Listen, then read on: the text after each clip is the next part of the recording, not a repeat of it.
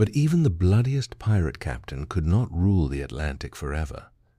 As the Royal Navy tightened its grip on the sea, his trail of floating corpses became the very evidence that sealed his fate.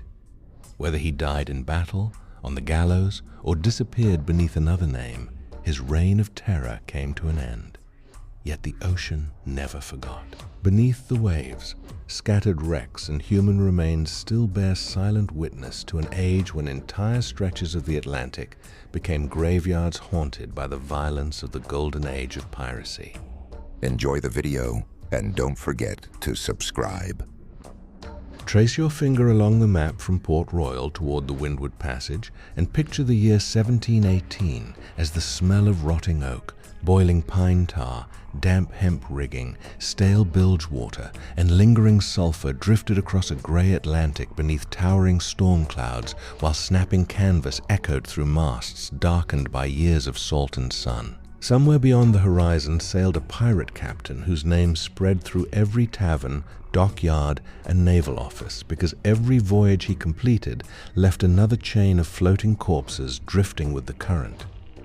Merchant captains measured danger not by the weather, but by rumors of his black flag. His heavily modified brig displaced nearly 180 tons, stretched roughly 95 feet along the keel, and carried pronounced tumblehomes supported by massive white oak futtocks secured with hand-forged iron spikes exceeding 11 inches in length.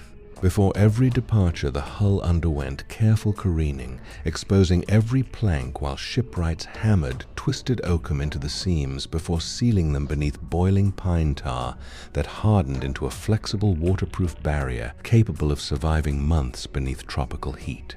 His broadside relied upon 12 bronze cannon cast from an alloy averaging nearly 88% copper and 10% tin with trace impurities of lead, each resting upon elm gun carriages secured by breeching ropes thicker than a man's wrist. Every powder charge contained approximately 75% saltpeter, 15% charcoal, and 10% sulfur ground into fine grains that ignited with explosive force, producing expanding gases that hurled iron rounds shot through oak hulls, tearing long, splinter-filled wounds that killed more sailors from flying timber than from the cannonball itself. Instead of accepting surrender, this captain ordered relentless pursuit, ensuring the sea itself became a graveyard long before the Royal Navy understood the scale of the slaughter.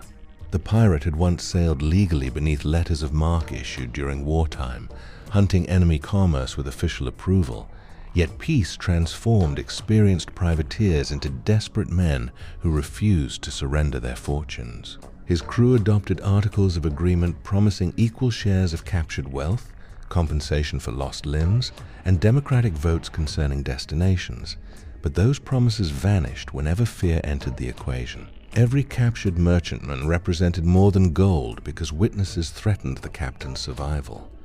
Prisoners therefore became liabilities rather than bargaining tools.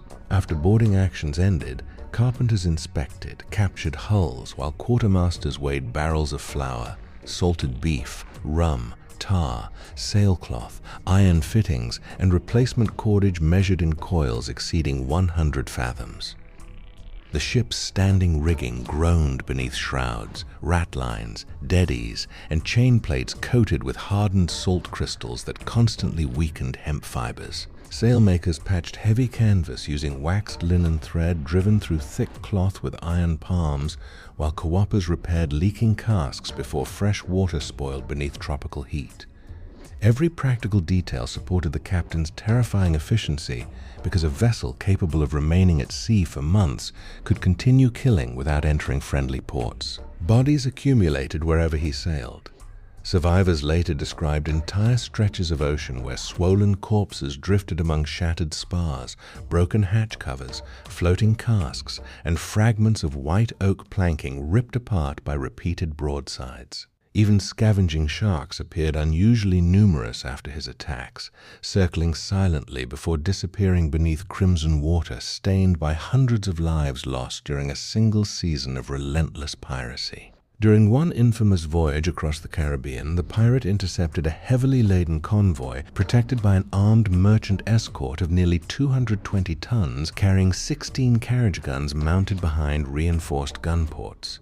The escort attempted to form a defensive line, yet the pirate exploited superior seamanship instead of overwhelming firepower. His helmsman ordered precise alterations measured by the wind upon the quarter, while topmen raced across foot ropes nearly 70 feet above the deck to shorten topsails before a violent squall struck. The brig crossed the enemy's stern and unleashed a devastating, raking broadside that sent iron shot the entire length of the vessel. Oak beams exploded into clouds of razor-sharp splinters as the bronze cannon recoiled violently against breaching ropes, their wooden carriages sliding backward before gun crews dragged them forward again using tackles attached to ring bolts. Smoke filled the confined gun deck until visibility vanished, forcing experienced loaders to rely upon touch alone, while rammers compressed fresh powder charges behind iron round shot. Sparks ignited stray grains scattered across rough planking, leaving black scorch marks beneath bare feet already slippery with seawater and blood. The escort collapsed within minutes, its mizzenmast crashing across the quarterdeck after shrouds snapped beneath enormous strain. Boarding followed immediately. Pistols discharged at arm's length, cutlasses rang against boarding axes, and desperate sailors fought across shattered hatch gratings until organized resistance disappeared.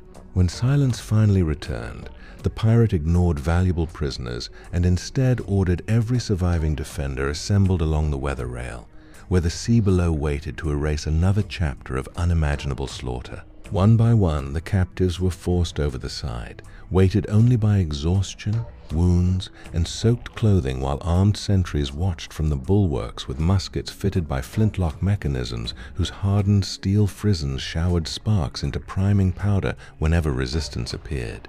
Those who attempted to cling to floating wreckage were driven away with pikes nearly 12 feet long, their ash shafts reinforced by iron langets designed to prevent splitting during violent thrusts. Others vanished beneath the waves after heavy swells rolled broken spars across the surface, trapping injured men beneath tangled, standing rigging still attached to fragments of mast. The pirate understood that terror spread faster than any messenger. Fishing boats discovered drifting corpses days later with wrists scarred by rope fibers, clothing stiffened by salt, and faces bleached beneath relentless tropical sunlight. Merchant crews entering Caribbean anchorages described channels where seabirds gathered above, floating bodies, as though the sea itself had become a battlefield stretching for miles.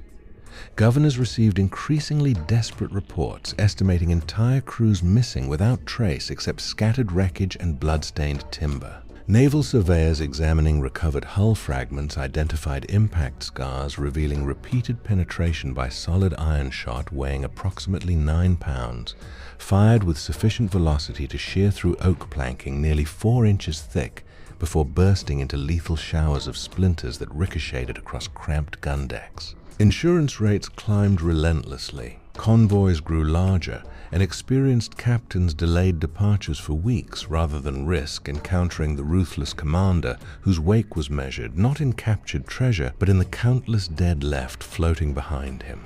Royal Navy frigates eventually concentrated their search upon the shipping lanes most frequently stained by his violence. Intelligence gathered from captured pirates, merchants, and harbor officials revealed a predictable pattern hidden beneath apparent chaos. The captain favored narrow passages where shifting shoals restricted maneuvering and forced heavily laden merchantmen to reduce sail. His own brig, maintained through constant careening and disciplined seamanship, accelerated rapidly while lighter displacement allowed sharp turns impossible for larger vessels. When a naval squadron finally closed the distance, they found no triumphant pirate fleet waiting for battle, only a sea littered with wreckage from the captain's latest massacre. Broken boats, shattered yards, floating casks, torn canvas, and hundreds of decomposing bodies marked the route of his escape, providing grim evidence that his true legacy was never the treasure he stole, but the immense trail of death he left across the Atlantic. The pirate himself eventually disappeared from the historical record, leaving behind conflicting reports of death in battle execution, or escape beneath another name. But the ocean preserved the truth more faithfully than any court document. Divers and archaeologists continue discovering cannon, musket balls, broken hull timbers, ballast stones, trade goods, and human remains scattered across forgotten wreck sites dating to the Golden Age of Piracy. Every recovered artifact reminds historians that behind every ledger recording lost cargo stood families who never saw their fathers, sons, or brothers again. His greatest monument was not buried treasure or captured ships, but the hundreds of bodies left to drift across the Atlantic, transforming entire stretches of sea into silent graveyards whose stories still emerge from the depths centuries later.